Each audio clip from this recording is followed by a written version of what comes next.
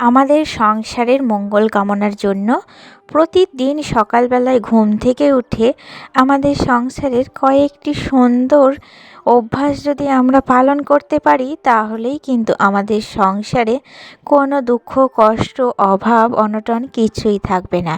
তার মধ্যে প্রথমেই হচ্ছে রান্নাঘর। আমাদের রান্নাঘরটাকে আমরা কিন্তু একটু পরিষ্কার পরিচ্ছন্ন রাখলে কখনোই কিন্তু মা লক্ষ্মীর অভাব ঘটে না। আর আমরা বেশিরভাগই মহিলারাই যারা গৃহিণী আছি, তারা কিন্তু আশি-বাসি সবটাই আমরা মানি।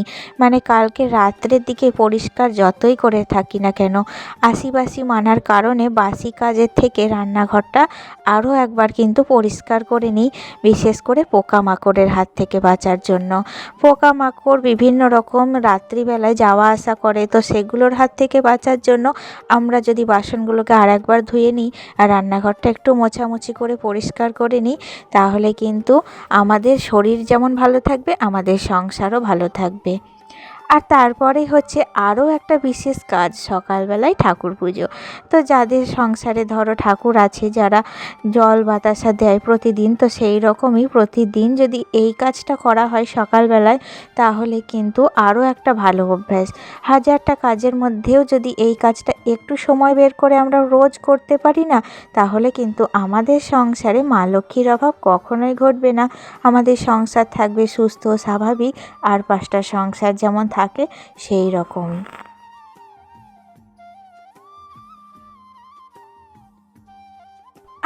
আর একটা কাজ কি বলো তো, আমরা কিন্তু অনেকে বিভিন্ন সংসারে আমি দেখেছি, মানে বাসি বিছানাটা পড়ে থাকে, মানে সংসারের অনেকটা কাজ করে আসার পর বেশ বেলা করে বাসি বিছানাটা কিন্তু তোলা হয়। তা এটা কিন্তু একদমই ঠিক কাজ নয়। আমরা যদি সংসারে সকালের একটু কাজ, মানে যেটুকু না করলে নয়, তো সেই কাজটুকু সেরে যদি বাসি বিছানাটা তুলতে পারি, এমনকি যদি ঘুম থেকে ওঠার সাথে সাথে বাসি বিছানাটা তুলতে পারি, তাহলে তো আর কথাই নেই, তাহলে তো সব থেকে ভালো হয়। আর সেটা যদি না পারো, তাহলে একটু কাজ সেরে এসে তারপরেই কিন্তু বাসি বিছানাটা আগে তুলে নেওয়া উচিত। আর কি বলো, বিছানার চাদরটা যদি ঝাড়ার হয় তো ঝেড়ে নেবা, কিংবা বিছানার চাদরটা একটু পাল্টানোর হলে পাল্টে নেবা। আর একটু এই যে খাটের বাটামগুলো ভালো করে একটু ন্যাতা দিয়ে, বা জানলার এই যে দরজাগুলো একটু মোছামুছি, যেটা আমরা সকালের দিকে করাটাই কিন্তু বেশি মানে প্রয়োজনীয়। তো সকালে যারা একান্তই পারবে না, তারা ওই দুপুরে রান্নাবান্না করার পর না ঘুমিয়ে তারপর কিন্তু এই যে মোছামুছির কাজটাও করতে পারো। তো আমি কিন্তু বেশিরভাগই ওই সকালের দিকেই মোছামুছির কাজটা করি, আর একদিকে রান্নাটাও চাপিয়ে দিই। তো যাই হোক, এখানে আমার বেডরুমটা পরিষ্কার হয়ে গিয়েছিল, আর তারপরে এই যে ঝাড় মোছে কিন্তু কাজটা আমি চালিয়ে যাচ্ছি।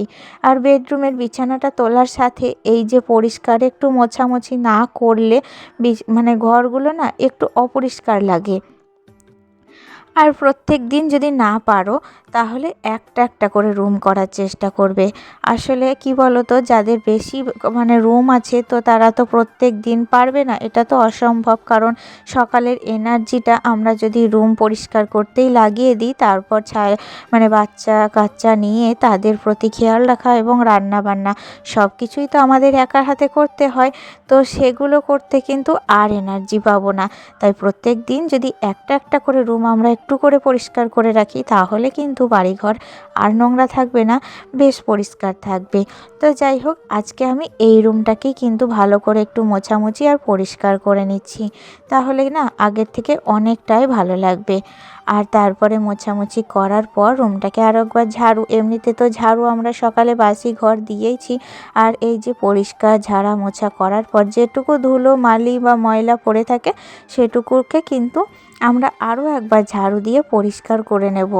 আর তারপর একটু কি বলো তো, এই যে ধুলোবালি সব সময় পোকামাকড় থাকে, যত পরিষ্কার পরিচ্ছন্ন রাখবে, সেখানে যদি ছোট বাচ্চা থাকে তো তাদেরও স্বাস্থ্য ভালো থাকবে, এমনকি বড় মানুষ যারা আছে তো তাদেরও কিন্তু স্বাস্থ্য ভালো থাকবে, আর তার সাথে পাবে একটা পরিষ্কার ক্লিন বেডরুম, তাই না? আর তারপরে একটু ভালো করে মুছে নিই। তো আমি হাত দিয়েই মোছামুছিটা করি ওই সকালবেলায় ডিপভাবে। তারপর এই যে মানে বিছানা ঝাড়ার পর স্টিক দিয়েই কিন্তু মোছামুছিটা করি। আর স্টিক দিয়ে মুছলে ওই যে খাটের তলগুলো না ভালো করে মোছা হয় জানো। তো যাই হোক, দেখো এখন কিন্তু পুরো ঘরটা একদম ক্লিন এবং পারফেক্ট পরিষ্কার হয়ে গেছে। আর আমার রুম পরিষ্কার করার পর আমি কিন্তু আর একটা ভালো অভ্যাস, মানে বদ অভ্যাসও বলতে পারো আমার, এই যে 1 কাপ চা, দুধ চা বিশেষ করে আমি খুব পছন্দ করি, তাই সকালে চাটা খেয়ে তারপর সংসারের কাজে লেগে পড়ছি আর কি। আর মাঝখানে কিন্তু আমি বেশ 1 ঘন্টা 1.5 ঘন্টা মতো কিন্তু রেস্ট নিয়েছিলাম, কারণ ওই যে সংসারের বাকি যেটুকু কাজ আছে, সকালের জল তোলার থেকে মাছ বাছা, তারপরে এখানে কুটনোটা আমি কাটতে বসেছি। আর আজকে নিয়েছি এই যে পালং শাক। আসলে কি বলো তো, রিসেন্টলি আমার থাইরয়েডটা ধরা পড়ে গিয়েছে, তাই বেশিরভাগ সবজি কিন্তু আমি খেতে পারবো না। তাই জন্য আজকে অনেকখানি ভেবে দেখলাম যে না, আজকে একটু আলাদা রকম কিছু করি, তাই আজকে একটু পালং শাক করব। আর মাছ তো নিয়েইছি, আর তার সাথে একটু বেগুন, মূলো, পটল দিয়ে পাতলা করে একটু ঝোল করব। তাছাড়া এমনিতেও ফুলকপি, বাঁধাকপি তো রয়েছে, কিন্তু ফুলকপি তো আর আমি খেতে পারবো না, কিন্তু আমার জন্য বাড়ির বাকি সবাই কেন খাবে না, তাই না? তো তাদের জন্য মাঝে মধ্যে আমি যখন ফুলকপি বানাই, তখন আমি ওই মাছের ঝোল বা আরও এক্সট্রা যে তরকারিগুলো হচ্ছে, তো সেগুলো দিয়েই খাওয়া দাওয়াটা করছি। আর জানি না থাইরয়েডটা বেড়েছে কি না, কিন্তু এতটা পরিমাণে আমার মানে হাঁটা চলা করতে অসুবিধা হচ্ছে, তোমরা হয়তো ভিডিওতে স্পিড করা আছে বলে বুঝতে পারছো না, কিন্তু আমি এত আস্তে আস্তে কাজ করছি এই কটা দিন, আর এত আস্তে আস্তে হাঁটা চলা করছি যে তোমরা বাস্তবে দেখলে তবেই বুঝতে পারবে, জানো। তো যাই হোক, কিছু করার নেই, সবটাই কিন্তু ম্যানেজ করতে হচ্ছে, আর তার সাথে কাজটাও চালিয়ে যেতে হচ্ছে। তো আমাকে আগের দিন এক দিদিভাই কমেন্ট করেছিল যে লাইক দিয়ে তোমার পুরো ভিডিওটি দেখে নিলাম। তো দিদিভাইয়ের নামটা কিন্তু আমার অতটাও মনে নেই, তো যাই হোক, আমার ভিডিওতে একটাই কমেন্ট এসেছিলো। তো দিদিভাইকে আমি অসংখ্য ধন্যবাদ জানাই। আমার ছোট্ট এই পরিবারে দিদিভাই এসেছে, আমার ভিডিও মনোযোগ দিয়ে দেখেছে এবং কমেন্ট করে গিয়েছে একটা সুন্দর। তো তার জন্য দিদিভাইকে অসংখ্য ধন্যবাদ জানাই। দিদিভাই, তোমরা এইভাবেই আমার পাশে থাকো, আমি যাতে আরও এগিয়ে যেতে পারি। তো তার জন্য তোমাদের সাপোর্ট আমার কিন্তু একান্তই প্রয়োজন। আরও একবার তোমাকে অসংখ্য ধন্যবাদ জানালাম। তো যাই হোক, দেখো এখানে তো শাকটা কাটা কমপ্লিট হয়ে গিয়েছে। আর তারপরে আমি শাকটাকে কি বলো তো, ওই প্রেসার কুকারে ভালো করে ধুয়ে একটা সিটি মেরে নেব। আর প্রেসার কুকারে এখন মানে সিটি মেরে নিচ্ছি শাক, তোমরা অনেকেই অবাক হবে, কারণ আছে। কারণ কি বলো তো, এখন না বিভিন্ন সবজিপাতিতে বিভিন্ন রকম ওই যে মানে বিষ, তারপরে সার দিয়ে থাকছে, তো সেইগুলো না শরীরের পক্ষে আমাদের কিন্তু প্রচণ্ড ক্ষতিকর। তাই আমি সমস্ত সবজি কি বলতো আগে গরম জলে সিদ্ধ করে নিই।